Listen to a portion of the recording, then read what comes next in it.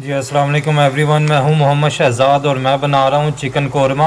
ये अभी पहले प्याज भी अच्छा प्याज के बाद मैंने अभी इसमें लहसुन अदरक पेस्ट जो है वो भून के उसके बाद टमाटर डाले हैं। अभी ये भून रहा हूँ अच्छी तरह।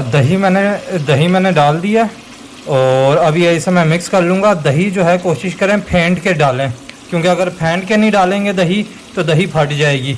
दही फट जाएगी या दही फट जाएगा, ये कंट्रोवर्शियल चीज़ है दही। तो जैसे भी है, बहरहाल वो मतलब कि वो हो जाता है, वो क्या कहते हैं उसे, वो पता नहीं क्या कहते हैं, बहरहाल हाँ वो दही फट जाता है।